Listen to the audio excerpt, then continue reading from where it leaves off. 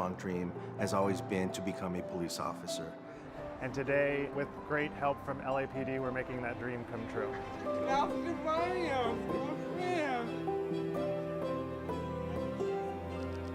It's terribly exciting, something that George will always think about.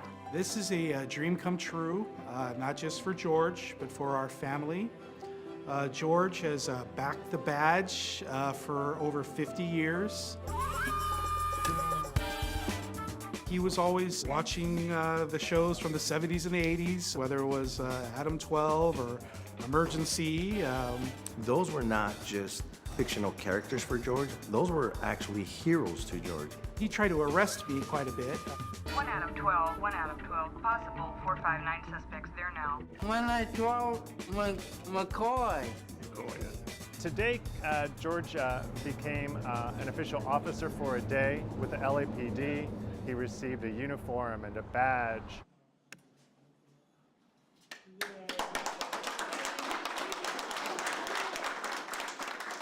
Officer George Stanley, and you'll be working with Sergeant Rivas this morning, okay?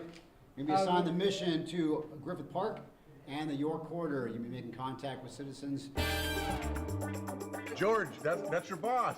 That's your boss. That's Captain Waters. That's your boss. I'm so glad you could join us today.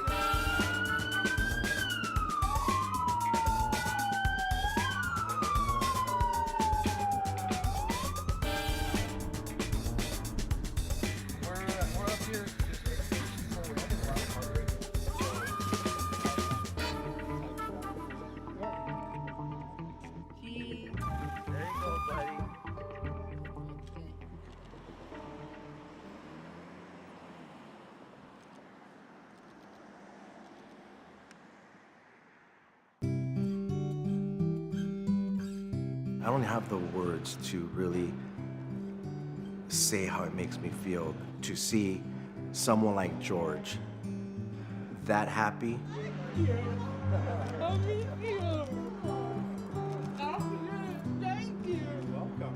This just demonstrates what it means to have community support from organizations like LAPD. If we can make dreams come true, then why not? LAPD. It's just a dream come true for him.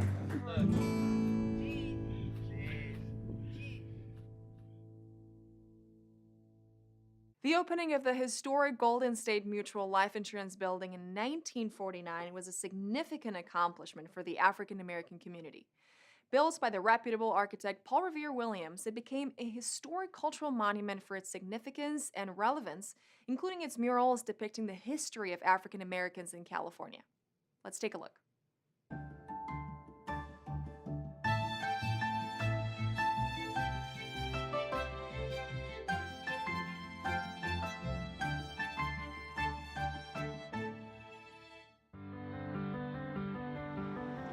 Really happy to be here, sitting in the Golden State Building Memorial Plaza, behind the historic Golden State Mutual Life Insurance Building.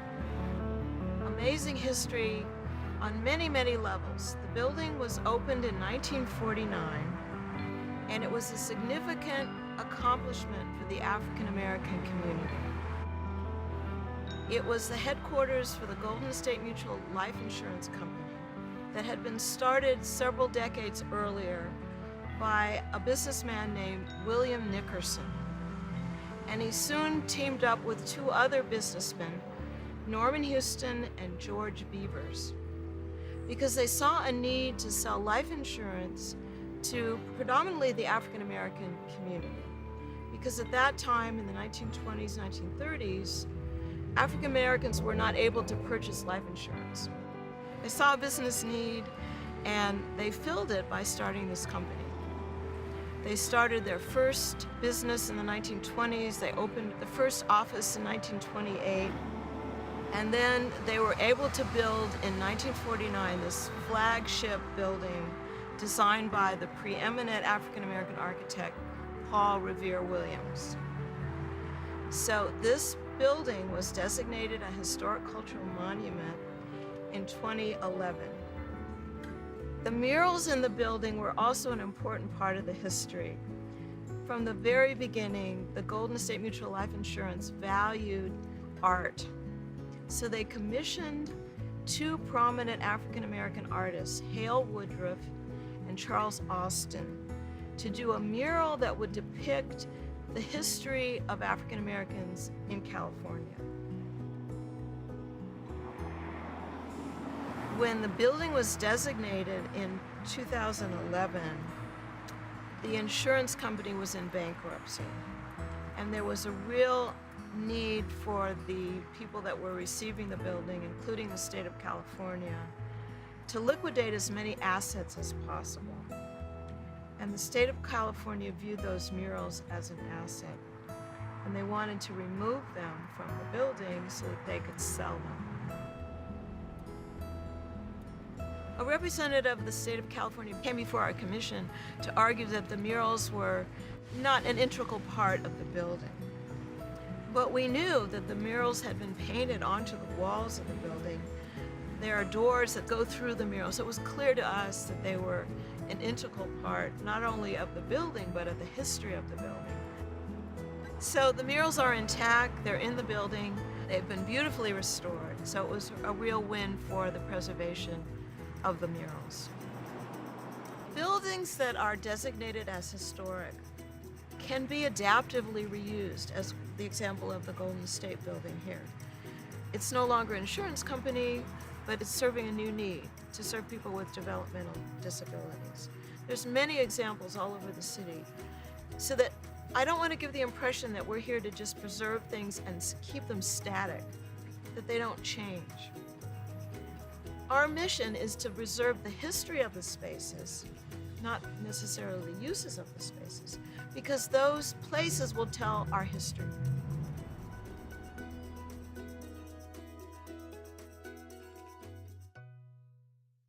Be sure to check out a more detailed list of LA's historical sites by visiting planning.lacity.org. The iconic murals created 20 years ago that tell the history of North Hollywood will now have a permanent home. Council President Paul Krikorian discussed the importance of preserving these art pieces during the ribbon-cutting ceremony at the historic Weddington House, where they will now be permanently displayed.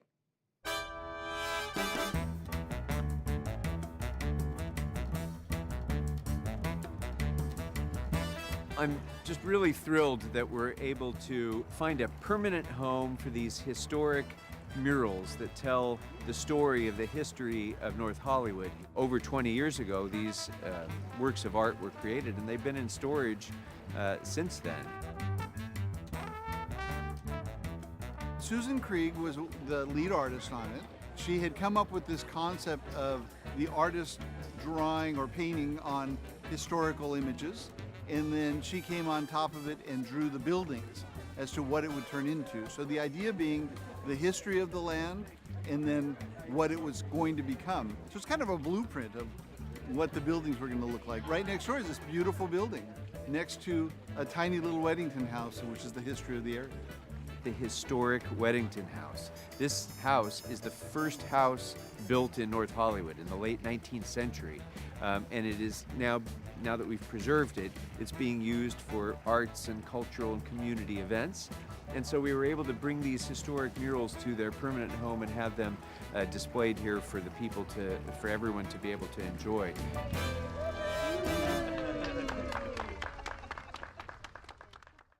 In our featured story this week, our own Maria Hall-Brown sits down with LA County Supervisor Catherine Barger.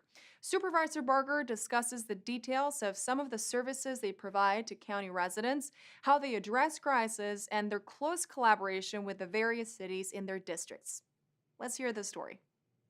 2,785 square miles, 20 cities, 83 unincorporated areas. Yes, that is LA County's 5th district. Today, I am delighted to be joined by the supervisor of said district, Catherine Barger. So nice to have you here. It's a real pleasure to be here. That is an enormous geographical span. If you really look at the county, we are basically the mayor and the city council for the unincorporated areas. All my cities have elected representatives. The cities vote for us to get into office, but we collaborate with the cities. The great thing about the county is we are very nimble. Our budget process takes place and actually is very amicable as it relates to the CEO presents the budget based on what each department submits in terms of their needs. And then we deliberate, we have public hearings to let people come in and talk to us about what their concerns are. And that usually centers around parks, hours, pools, quality of life issues in their community and how they want to see the true discretionary funds allocated. I allocated $2.3 million for the 5th District in my discretionary funds, or our discretionary funds, Correct. they're not mine. Right. And that is for teams that are going to go out and do outreach. And there are both hosts, which is law enforcement focused, but also with LASA outreach workers that connect with services and housing. And I felt it was important. We're going to have 5 teams. One's going to be roaming throughout the entire 5th District, and others are going to be specific to the Antelope Valley, San Gabriel Valley, San Fernando Valley, as well as Santa Clarita. Another crisis, unfortunately, happening with, the populace in general, fentanyl. And I know that that is another issue that you are extremely cognizant of. And how can you, as a supervisor, combat that? I got an education from a father, a grieving father who lost his son. And I said, overdose. And he said, it's not an overdose, it's a poisoning. And he was absolutely right. And so what are we doing in the county? We're providing Narcan to all school districts and making that available and training the schools on how to administer that. We're also making it available at our libraries, and for those that don't know what Narcan is, that will affect those that are overdosing and actually save their lives. Another issue that you're very concerned about are veterans and the rate of suicide. What can be done to help these people who have, served our country? They come back and they face a lot of obstacles, and many of them are committing suicide. So we put together the first of its kind suicide prevention program here in the county. There's been some good foundational things put in place with this particular board that will last for a long time. I think that one of the exciting things is looking at really what we can do. The glass ceiling has been cracked, and we are now making sure that with that, we're opening it up and making it so that women are on par with the men that are getting paid in the county. So we've made advances on really providing more opportunities for women and girls. We're also looking at diversion. So we're doing a lot of amazing things in the county, many of which people don't realize, but at the same time, it impacts their quality of life.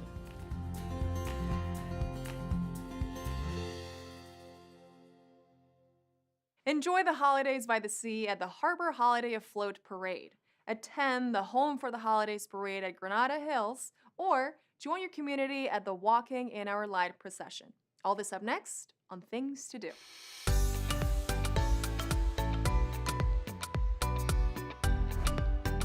Honor the light each person has to give by walking together as a united community.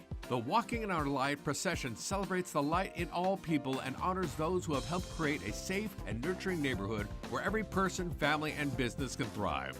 Tosco Theater Director John Lawrence Rivera will lead the walk, adding elements of dance, music, and poetry that represent the diversity that makes up the Canoga Park neighborhood. The Walking in Our Light procession takes place Saturday, December 3rd at 4:30 p.m., beginning at the Tosco Theater. Don't miss the reception immediately after. For more information or to make reservations, check out culturela.org/events or email dolores.chavez@lacity.org. It's time to bundle up in your warmest holiday sweater and get your seat for the annual Port of Los Angeles Holidays by the Sea.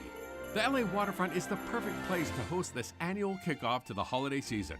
The tree lighting ceremony at the Maritime Museum will light the way for all the arts, crafts, music, and hot cocoa. Of course, Timmy the Duck will be there as the perfect backdrop for the main event, the Boat Parade. Boats of all shapes and sizes float through the harbor, lit up and decorated like you'll only see in Los Angeles. The big man himself will cruise by in a seaworthy vessel, fit for Santa, before the night is over. Holidays by the Sea kicks off in the Port of Los Angeles at 4 p.m. Saturday, December 3rd. For more information, log on to lawaterfront.org. The Valley's most neighborly town, Granada Hills, invites you home for the holidays with its annual parade. In its 39th year, the largest parade in the Valley will honor the traditions of the holidays and the magic of the season shared with family and friends at home. Over 3,000 youth are participating in this year's parade in marching bands and drill teams. You'll see floats, antique cars, and equestrian groups along the 1.8-mile parade route through the heart of the San Fernando Valley. No parade is complete without Mr. and Mrs. Claus officially ringing in the holiday season. The Granada Hills Holiday Parade kicks off Sunday, December 4th at 1:30 p.m. For more information, check out granadahillsholidayparade.org. And that's a look at some things to do.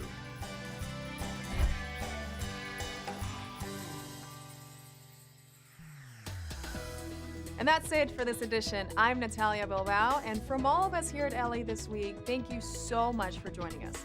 A reminder that you can catch us online at lacityview.org, and we're also on Facebook, Twitter, and YouTube. See you next time for more LA This Week.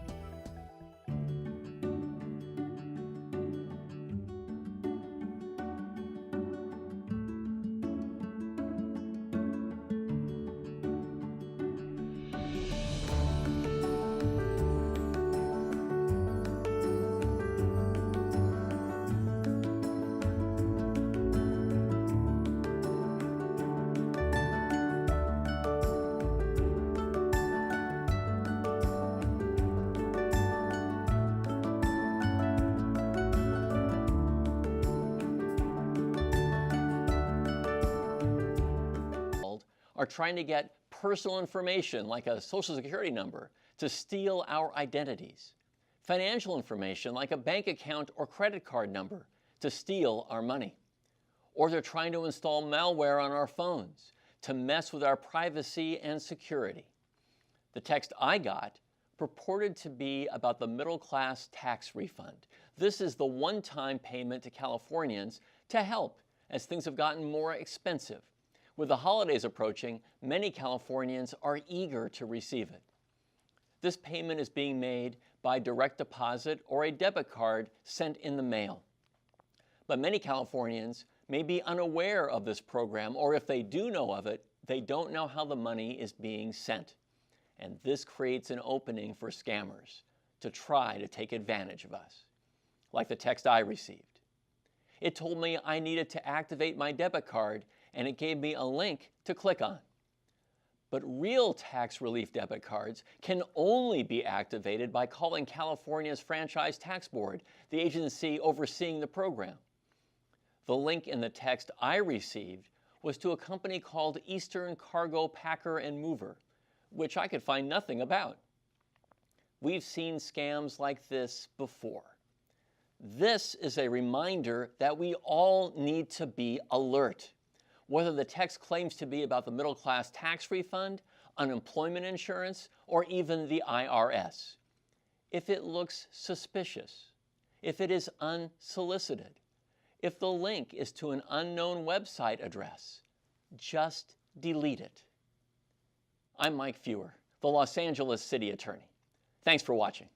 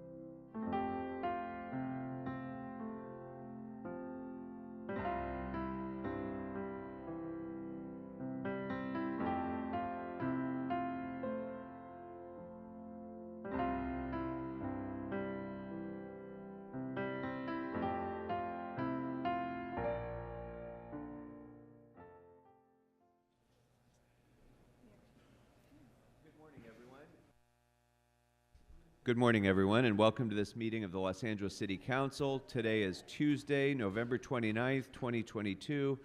I'm Paul Krikorian, President of the Council, and we're ready to begin today's meeting. As permitted under Assembly Bill 361, public comment will be taken today both via teleconference and for those who are here in public in person who wish to offer comment. Mr. Clerk, if you could please call the roll. Yes, Mr. President. Blumenfield, Bonin, Buscaino, Cedillo absent, De Leon absent, Harris Dawson absent, Hutt, Koretz absent, Krikorian, Lee, O'Farrell, Price, Rahman, and Rodriguez. 10 members in the quorum, Mr. President. Very good, thank you. First order of business. Approval of the minutes of November 22nd, 2022. Councilmember Blumenfield moves. Councilmember Rahman seconds. Next. Commendatory resolutions for approval. Councilmember Rodriguez moves. Councilmember Harris Dawson seconds. Mr. Buscaino seconds. Next. Mr. President, today is Tuesday and it's time for the flag salute. Very good, thank you. If I could ask Mr. Buscaino, would you please lead us in the flag salute? With honor, Mr. President and members. As we cite the pledge, let's be reminded of Team USA about to kick off at Doha and wish them well. I pledge allegiance to the flag of the United States of America and to the republic for which it stands, one nation, under God, indivisible, with liberty and justice for all. Tom.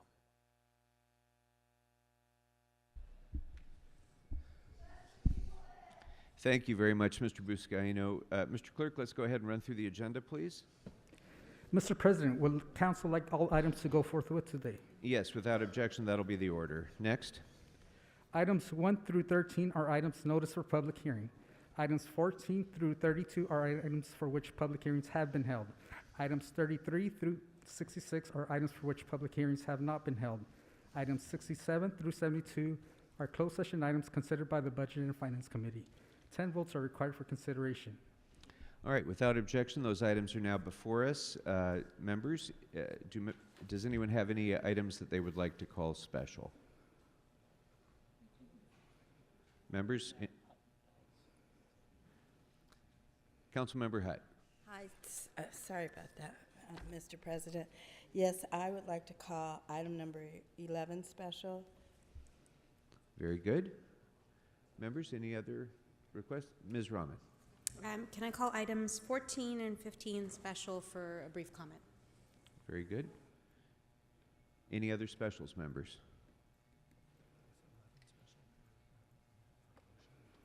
Oh, Councilmember Hutt, were you calling item 11 special for purposes of an amendment or for some other purpose?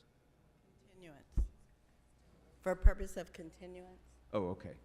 Very good. Thank you. And all right. Yes. Mr. President, is there a date to be continued?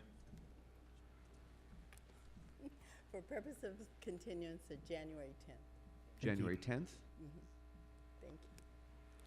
All right, without objection, that will be the order. All right, so if there are no other specials, members, we're now able to vote on items that have not been called special. Mr. Clerk, what items are now before us? Mr. President, the council may now vote on items 16 through 32. Very good. Let's go ahead and open the roll on those items, close the roll, and tabulate the votes. 11 ayes.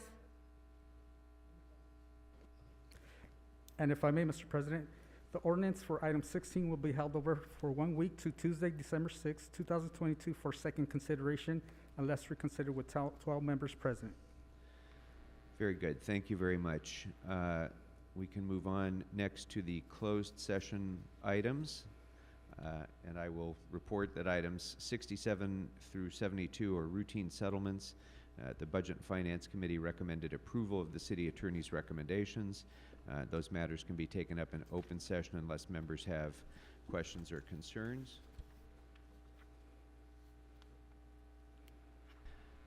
All right, Mr. Clerk, if you could please announce the settlement amounts. Yes, Mr. President. In the case entitled Gabriel Castillo versus City of Los Angeles et al., there is a recommendation to expend up to $175,000 in settlement. For item 68, in the case entitled Carol Miranda Diaz versus City of Los Angeles et al., there is a recommendation to reject the plaintiff's offer of settlement. For item 69, in the case entitled Shant Beheznilian versus Irene Seto Chow et al., there is a recommendation to expend up to $200,000 in settlement. For item 70, in the case entitled Lance Gundrick versus City of Los Angeles et al., there is a recommendation to expend up to $175,000 in settlement. For item 71, in the case entitled Jericho Harris versus the City of Los Angeles et al., there is a recommendation to expend up to $175,000 in settlement. For item 72, in the case entitled Heather Lee Curtis versus City of Los Angeles et al., there is a recommendation to expend up to $199,999.99 in settlement. Very good, thank you. Members, any questions or concerns about any of those matters to be taken in closed session? Seeing none, let's go ahead and open the roll on those items. Close the roll and tabulate the votes. 11 ayes. Very good. What's next? Mr. President, that takes the council to public comment. Very good. Well, we'll first take those speakers who are here in the chambers who wish to offer public comment, and if you wish to offer public comment and haven't already done so, you just sign up at the kiosk in the back. So we'll go ahead and take the first speaker who just left the letter L. And if I may, Mr. President, would the council... Oh, sorry. Yes, if you would please read the procedures for calling in for public comment, and Mr. City Attorney, if you could please advise the members of the public of our rules regarding public comments. Mr. Clerk. Thank you, Mr. President. As indicated on the agenda, members of the public wishing to offer public comment should call 669-254-5252 and use meeting ID number 160-535-8466 and then press pound. Then press pound again when prompted for participant ID. Once admitted into the meeting, press star 9 to request to speak. When it is your turn to speak, an automated Zoom voice will ask you to press star 6 to unmute. Let me repeat, call 669-254-5252 and use meeting ID number 535-8466 and then press pound. Then press pound again when prompted for participant ID. Once admitted into the meeting, press star 9 to request to speak. When it is your turn to speak, an automated Zoom voice will ask you to press star 6 to unmute. So to members of the public calling in, when it's your turn to speak, please state which of the agenda items you'd like to speak on. You have 1 minute per item to speak, up to 3 minutes total. And if you wish 1 minute for general public comment, please speak on the items before general public comment. We'll tell you when your time's up. When speaking on the agenda items, you need to be on topic. Our goal is to get through as many speakers as we can. If you're not on topic, or if we can't tell whether you're on topic, you'll get one brief warning from me or the president. At that point, you need to get immediately clearly on topic. If you don't, or you again stray off topic, you'll forfeit the rest of your speaking time. The items that are open for public comment are items 1 through 10 and 12 to 13 and 33 through 66. So that's 1 to 13 except for 11 and 33 to 66. For members of the public calling in, as you were told, when it's your turn to speak, an automated Zoom voice will prompt you to press star 6 to unmute yourself. If you don't do so, staff will prompt you once more, typically by reading off the last 4 digits of your phone number. At that point, you need to press star 6 right away, or unfortunately, we'll move on to the next speaker. Finally, we understand if you're dialing in, you may be listening on multiple devices, computer, channel 35, but there's a brief time delay between the live meeting and the broadcast. Because of that and feedback, we ask that when it's your turn to speak, you turn down the volume on the other devices right away. And also, because of the time delay, please keep one ear to the phone so that you hear in real time when it's your turn to press star 6. If you don't, unfortunately, you may not hear soon enough, and again, you may forfeit your speaking time. And with that, Mr. President, we're ready to take speakers in the room. Very good. Thank you very much. The first speaker just left the letter L. So whoever left the letter L, come on up. And as you come up, if you'd let us know which items you signed up for, Mr. Speaker. And following this speaker will be Jason Reedy.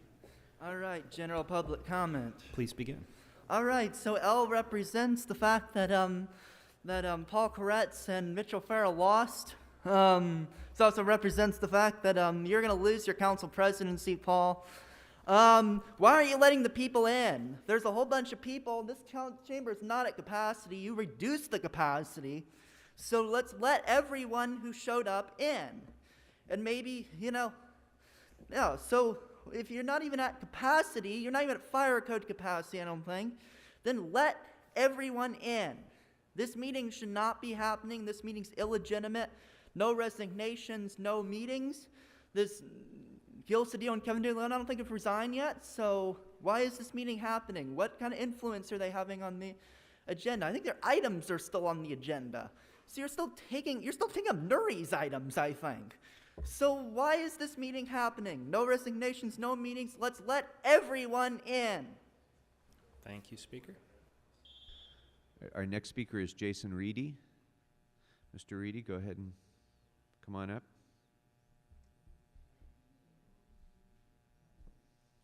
All right, I don't see Mr. Reedy approaching the podium, so we'll go next to Mario Chacon.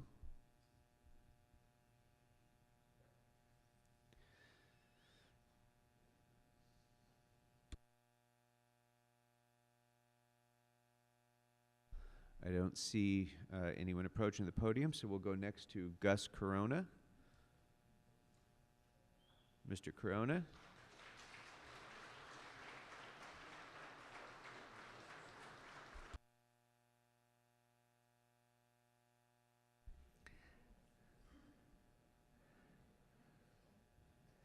And as Mr. Corona is approaching the podium, welcome, Mr. Corona. If anybody else would like to sign up to speak, just fill out your name and the other information in the kiosk in the back. Mr. Corona, welcome. Good morning, President of Council Krikorian and the rest of the council. Appreciate the time to speak on item number 36, which is our agreement that we have on the table. We ask that you all support this contract. It's a fair contract. It keeps us competitive with the rest of the industry. We're doing everything we can to retain the highly qualified and highly trained personnel that we have here at LADWP. And this contract will ensure for the next 4 years we'll be able to do that. With everything that's going on with renewables and the infrastructure being rebuilt, we need all these people to stay here at the department after the department spends huge amounts of money training all these employees. So we ask that you please support this contract. Thank you. Thank you. Very good. Thank you very much. Thank you very much. I'm going to call Mario Chacon again to come on up. And Mr. Reedy, Jason Reedy, if you could come on up. Okay. I don't see either of those speakers approaching the podium, and I see no one else signed up to speak. So we'll go ahead and go next to our phone-in speakers, and then if anyone who's here would like to speak, you can go ahead and log in at the kiosk while we're taking some callers. But let's go next to the callers on the line.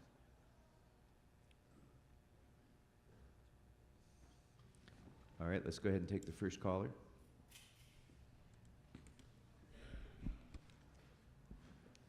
Caller, please state the items you would like to speak on. I'll speak on all available items and general public comment, please. Sure. So you have 3 minutes for items 1 through 12, or 1 through 10, and then 12 and 13, and 33 through 36, followed by a minute for general. So please begin, Speaker. Thank you. Good morning, public. We have another meeting of the criminally insane Los Angeles City Council. Let's start with Farrell. I want your resignation. Being voted out isn't good enough. Item number 10, Hut has a liquor license. Motion. That's what we need in the black community. She has number 11 also, another liquor license. In contrast, price, number 55, 53, and 56, reward for murders.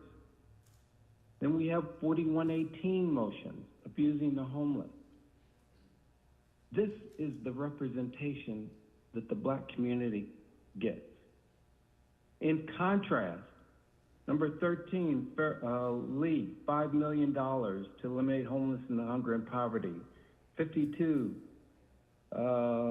street improvements, 100,000. 50, 40,000 for art development. 57, $5 million for safety projects. 58, 60, $30,000, $10,000 each. These communities get something. What do we get? Handpicked by Martinez and Cedillo, Heather Hutt, with liquor licenses and price for murder reward. See the contrast, public?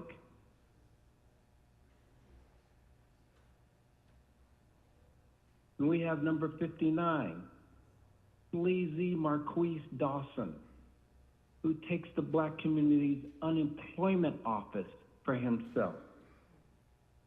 This is the establishment of overnight parking district, number 563.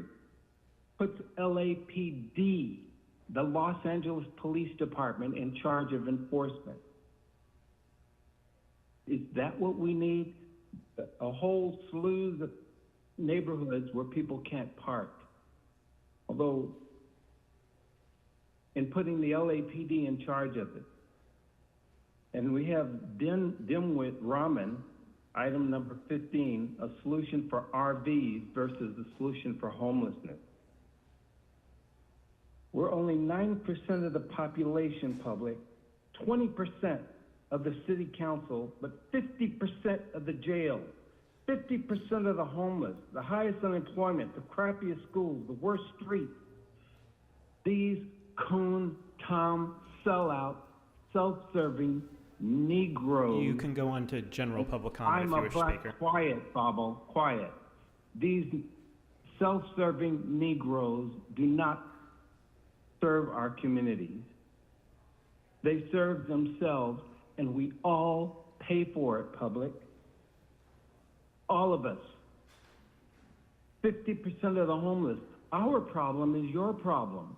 Look at these coons with liquor licenses and murder rewards. That's what we get in our community. Look at this sleazy, corrupt council. Weston gone, Cedillo gone, De Leon gone, Martinez gone, Ridley Thomas gone and on trial, Huizar gone and on trial, Englander in jail. That's what we're looking at. We need to change the system. These people are running the city into the ground.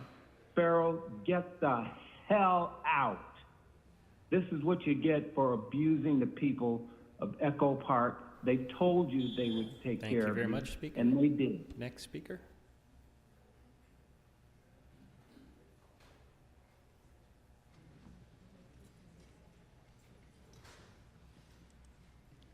Caller, please state the items you'd like to speak on. Excuse me, on item number 57 and general comment. Very good. So you have a minute for each. Please begin. Thank you. I am opposed to awarding any funds for item number 57. The public has not been provided with any opportunity for input. The description of the Lincoln Bridge is actually a part of a CEQA project that was not put into the description. That would have been rubber stamped. And our public who lives and works in and around that area has a right to know exactly what they're proposing and have public comment. And cramming another thing through in the 11th hour, once again, is inappropriate. This is a government for the people, by the people, not run by a dictator in our council district. It's not okay.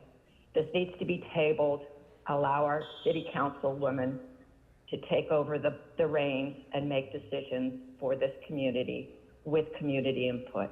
Another failed attempt to harm our community without any public comment. Why did I have to research and research and research to find out that 2.5 million within the Coastal Transportation Corridor Plan was not what it says this agenda item? In fact, it is SR1 Lincoln Boulevard Sequa, which says it's expanding so that it will accommodate future light rail and bus rapid transit. Well, that's something we all need to know about. What does that entail? It's right over the Bologna wetland. That poor area has been decimated by our present city council member making bad policies. I don't want another bad policy from him. I want our new city council person who was voted in to be able to make Thank you, decisions. Speaker. Thank you very much. Before we take the next caller, after the next caller, I'm going to call Sean Murphy. So, Mr. Murphy, if you could start coming up, and then let's go ahead and take the next caller, please.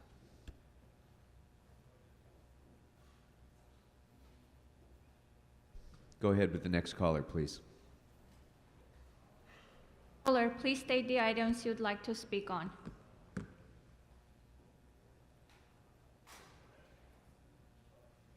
Hello? Hi. We can hear you. Which Hi, items would you good like to morning. speak on? I would like to make public comment and thank you for carrying on the city business in spite of what you're all going through. About the new Hollywood Community Plan, I'm calling regarding the Planning Commissioner's vote for Uber upzoning in the regional center in spite of the feasibility study that confirmed no affordable would be able to be built here. That Uber upzoning was supported by current CD13 council member, Hollywood Chamber, and all the developers. We're hoping that you and the new CD13 council member will not support the Uber upzoning that will prohibit affordable being built in a neighborhood that has been losing thousands of affordable and RSO units, throwing families to the streets for luxury projects and hotels. This is really, really important. It's the regional center. It also threatens the historic resources. Uber upzoning beyond planning staff recommendations. It was a split vote, but it went through. We're hoping you don't support it. We don't think the new CD13 council member does. Thank you. Thank you. So, next speaker.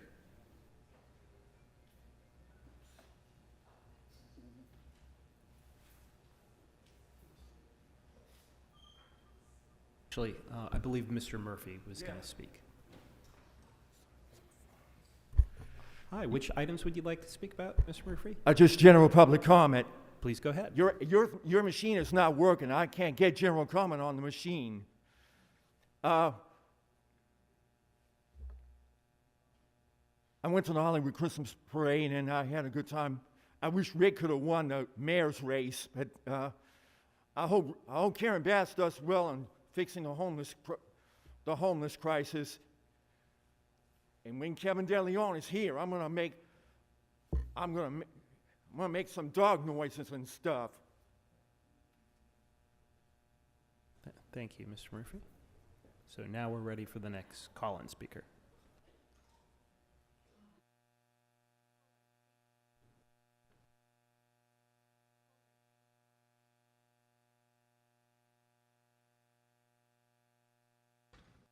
Hi, thank you. My name is Consuelo, and I'm calling for a public comment to say that this meeting, I understand that there's a lot of agenda items that you want to go through, but it's an illegitimate meeting because we should not be holding a city council meeting when you have city council members who have disgraced the city of Los Angeles and don't deserve to be on city council still holding their position.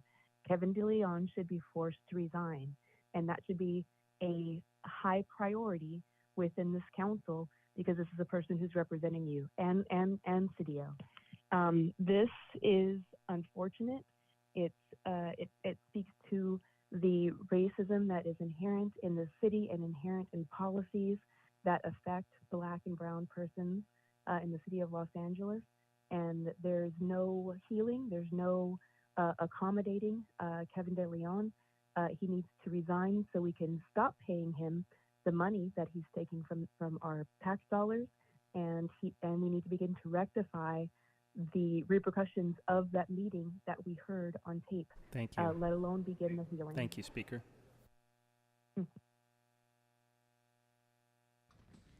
Caller, please state the items you would like to speak on.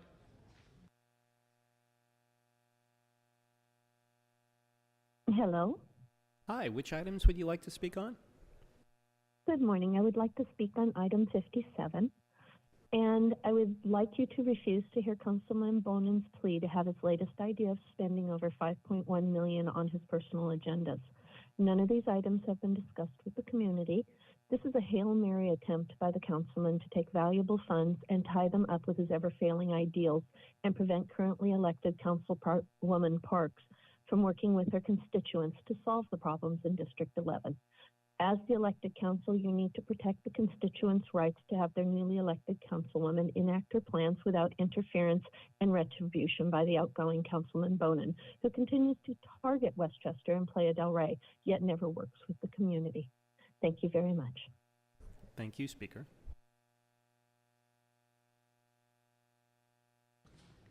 Caller, please state the items you would like to speak on.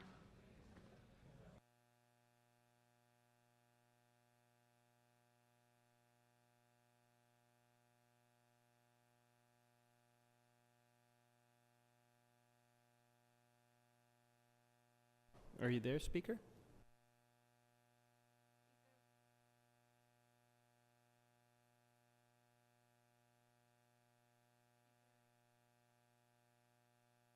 Hello, my name is Claire Carrasco, and I am in favor of the item number 13. Sorry, According to the Los Angeles Homeless Authority, in this year's homeless count, 41,980 people were experiencing homeless in the city of Los Angeles. In the agenda, it states that the facility will be used to prevent, reduce, and eliminate poverty, hunger, and homelessness in District 12. In addition to needing more initiatives to provide the people with the resources, we also need to address the myriad of causes, those being lack of affordable housing, mass incarceration, substance abuse, mental health challenge, and even unemployment. So I hope to see more resolutions such as this in the future in order to address those issues. Thank you. Thank you.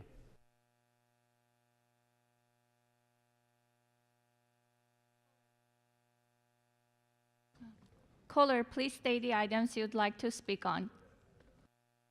Thank you. It's Eric Previn, and I'm calling to speak on the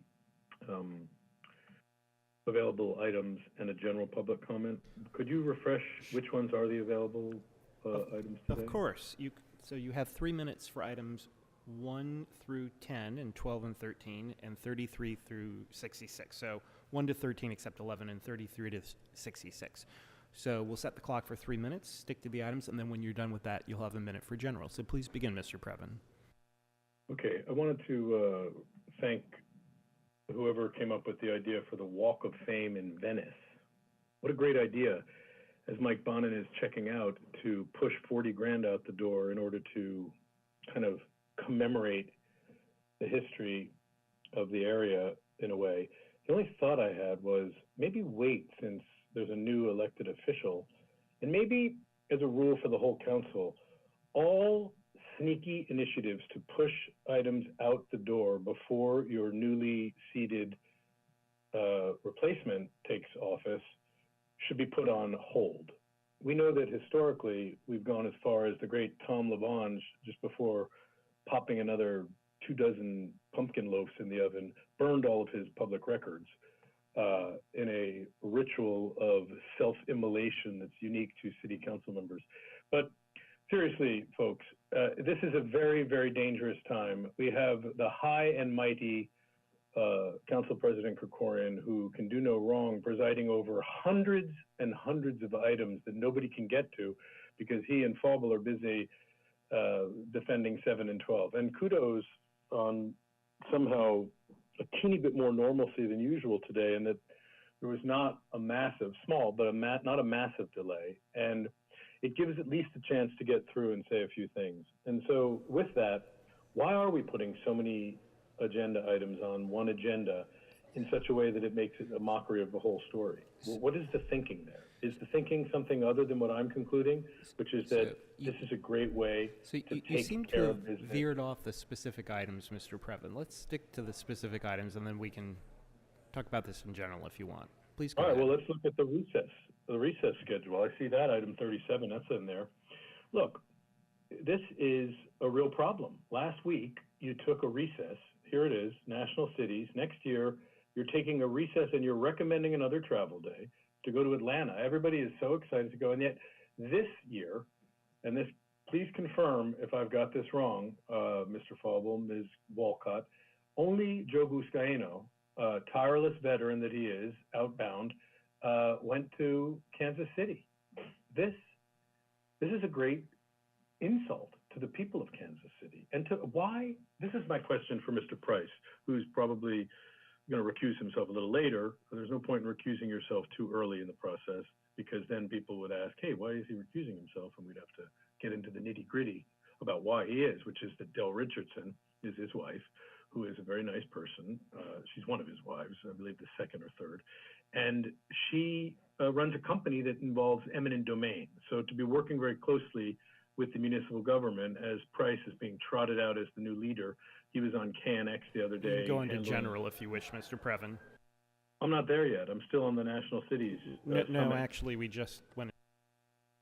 Are we flipping into general now? Yes. Okay, well, thank you. Item D is Good Friday and Passover.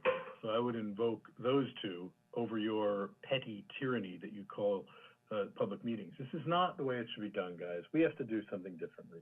Here's my proposal. Krikorian step down. Rahman assume the helm on a temporary basis, just so she can get up to speed about why it's very important to delay the Planning Commission's meeting that Mr.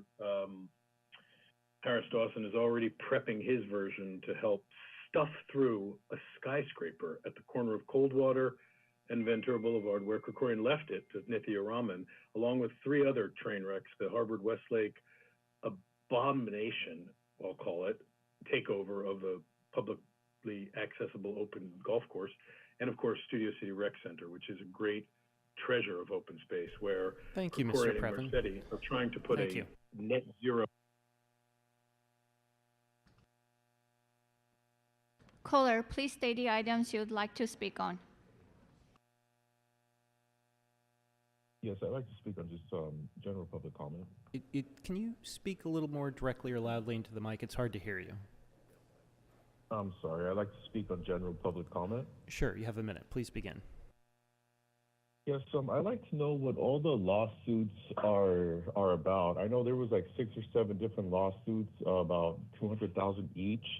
So obviously all that raises taxes and everything. So what exactly does that entail, and how can we find out about that? Thank you.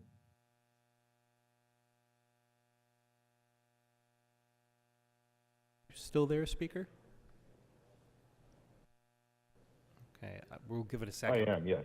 Okay, so please continue. I think we lost connection for a second, so please continue. Yeah, I'm sorry. I just wanted to know what all the lawsuits entailed. I know there was like 6 or 7 different lawsuits totaling about $200,000 each.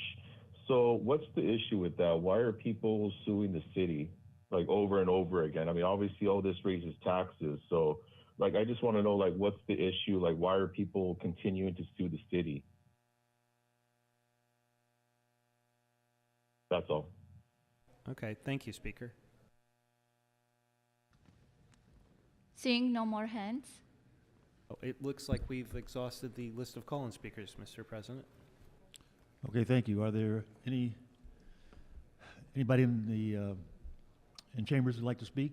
Has not had a chance to speak? Okay, seeing none, we're going to close the phone lines and close the public comment on all items. Council members, I think we are now ready to vote on some items. Mr. Clerk, which items are before us at this time? Mr. President, the council may now vote on items 1 through 10, 12, 13, and 33 through 66. Okay, let's open the roll, close the roll, and tabulate the vote. 11 eyes. If I may, Mr. President, for items 1 through 9 will be held over for 1 week to Tuesday, December 6, 2022 for second consideration. Okay, thank you. Mr. Clerk, let's move on to items that members have called special for discussion. Mr. President, those are 15. Okay, item 14, Mrs. Rahman. Items 14 and 15 together, if that's all right. Okay. Okay. Item 14 is an item that expands the USC street medicine services in the city from 2 council districts to 6 council districts. Item 15 asks the CAO to put together a comprehensive strategy for people experiencing homelessness who are currently living in RVs. I wanted to talk about these 2 together today only because I think they point us towards, hopefully, a slight shift in our response to homelessness in LA. When I go out to my constituents who are housed and I talk to them, the most frequent question that I get is, don't people want to be homeless? People want to be living on the streets. In response, I often have to say to them that the city has done not enough to provide the numbers of shelter beds, the amount of mental health care and health care that we need, and real solutions that really match the needs that we have for people who are experiencing homelessness. On the issue of street medicine, for the entirety of the San Fernando Valley, we currently have 1 mental health outreach team provided to us from the County of Los Angeles. 1. That's not just for my district, that's not just for 1 neighborhood, that's for the entirety of the valley. That is a huge shortfall. For RVs, RV safe parking is a solution that could be tried to bring people who are in RVs on residential streets into a new place where they could connect to electricity, where they could connect to a sewage system, but we don't have a single RV safe parking lot that really functions here in the city of Los Angeles at this moment. We are not creating the kinds of responses that can actually get people who are experiencing homelessness indoors, that can actually provide the kind of mental health care that we need on the streets to get people from an encampment into a home. Both of these motions take steps towards doing that, and I look forward to hopefully being able to expand the street medicine program to the entire city, and to have a comprehensive response on RVs that really addresses the issue rather than moving RVs from one place to another, which has been our strategy for many years. Thank you.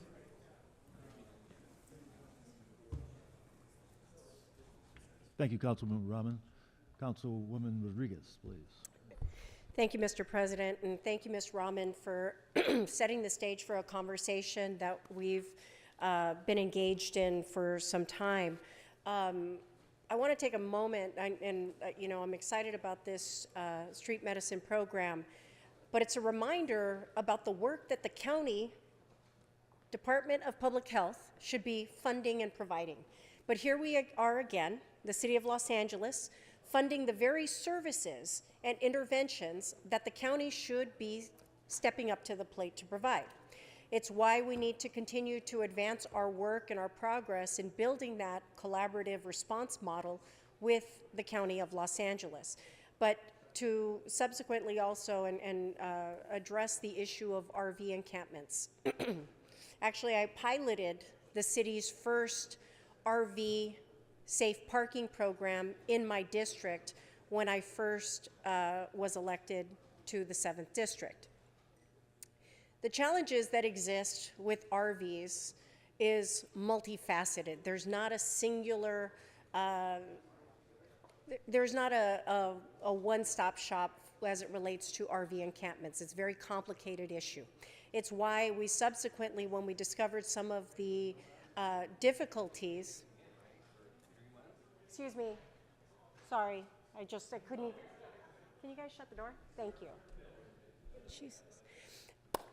Excuse me.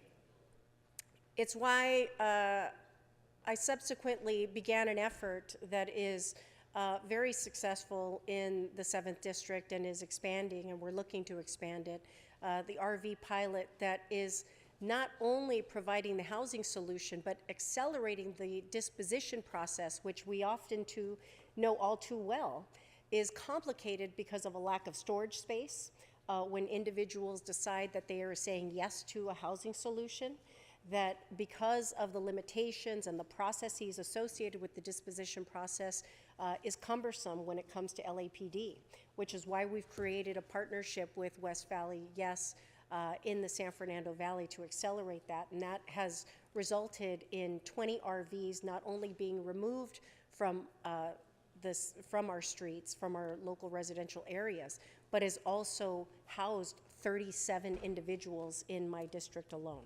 And so there are comprehensive solutions that we are embarking upon with respect to RVs, but more importantly, I just wanted to underscore the need not only for us to memorialize a process going forward, but to really, again, underscore the need for us to have a much stronger county collaboration and for us to expand on the partnerships that will enable our success, that it's not solely going to be relying upon our city resources, but the collaborations with our nonprofit partners as well in order to assure our true success in addressing homelessness here in the city of Los Angeles. Thank you. Thank you. And, the issue of RVs has been a problem all over the city, and so we appreciate this collaborative approach. I know we've identified some space in CD9 that will be used for not only CD9, but for the other areas around the city as well. But it is something we have to address, and we have to do it soon. Any more comments on these items? Seeing none, Mr. Clerk, please open the roll, close the roll, tabulate the vote. 11 ayes.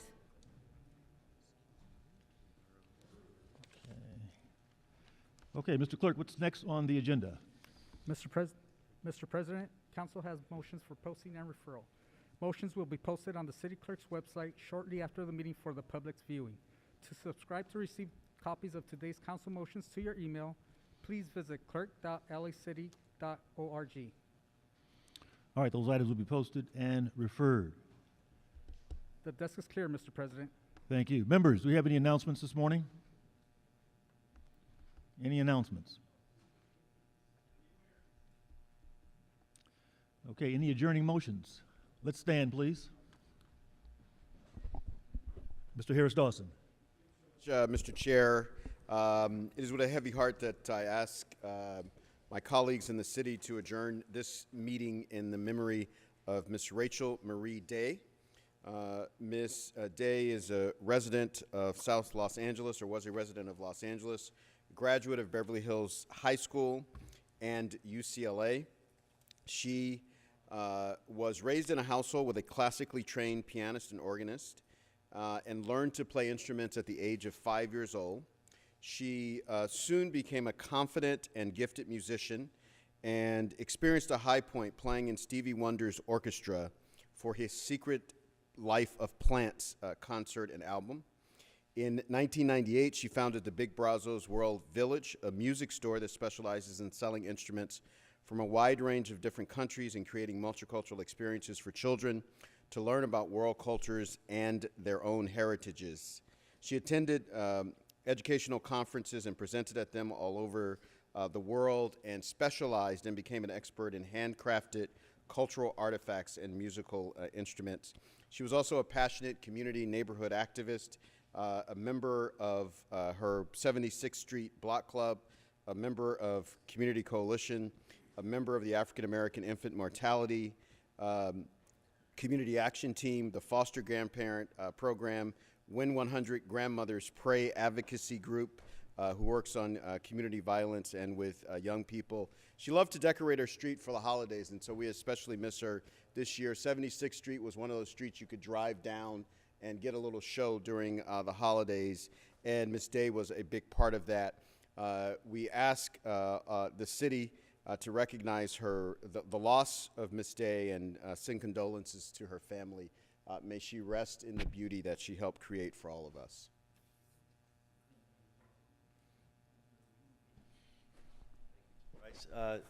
Colleagues, today I rise to adjourn in the memory of Joseph Azad Jahanford. He passed away recently. He's survived by his 4 children, 11 grandchildren, and 2 great-grandchildren. Joseph dedicated his life to the sick through his career in the healthcare industry and these folks were second only to his family. His devotion to God and Judaism was unwavering. He befriended everyone he met and would always light up a room with his loving smile and laughter. He was a bright, shining light that guided his family with wisdom and life experiences, but he always kept an open mind to learning and expanding his knowledge. Many of us in the West Valley know Joseph's son-in-law, Joel Glucksman. Joel heads up the Iron Delta security, and he and his team keep so many of us safe. Much of Joel's drive to protect us comes from lessons he said his father-in-law taught him over the years. I know Joel and his wife, Shawnee, Joseph's daughter, they're experiencing tremendous sorrow and heartbreak right now. They said he gave them a life worth living. Joseph Azad Jahanford will be missed every day and remembered in memories and forever in the hearts of his family. His legacy lives in his children, grandchildren, and great-grandchildren who affectionately called him Baba June. He's survived by Batel Ben Zaken, Leol Shampour, Nathaniel Shampour, Shiva Shulpur, Dan Perry, Bar Perry, Eden Glucksman, Jordan Glucksman, Ariel Glucksman, Sharon Jahansford, and Veronica Larry Jahansford, or Perry. Joseph will never be forgotten. My thoughts and prayers go out to Shawnee, Joel, and their entire family. May Joseph rest in peace. Thank you. Mr. Buscano. Thank you, Mr. President. Members, you may have heard over the weekend some devastating news from our very own sister city, Ischia, the island off Naples, of the horrific landslide that took 8 lives and still 5 people missing. One of the 8 lives was a 3-month-old child. We ask that we keep the people of Ischia and the entire region in your hearts and prayers. As we know, there's strong connections to Ischia in our beloved San Pedro community. Many of the families from Ischia immigrated to the port community of San Pedro. Mr. President, thank you for joining us and joining me in this tribute as we adjourn in memory of those lost in the devastating landslide of Ischia. Know, members, that there is a GoFundMe arranged by the Little Italy Association of Los Angeles, and on Friday, the entire city is welcome to join us at 6 p.m. at the Piazza for a candlelight vigil, where the entire greater Los Angeles Italian community would come and pay tribute and pray over our sister city, Ischia. Thank you, Mr. President, members. Thank you, Mr. Buscano. Let me ask that all members sign on this motion as our sister city, and we certainly appreciate our condolences. Any other motions, members? Seeing none, this meeting is adjourned. Thank you.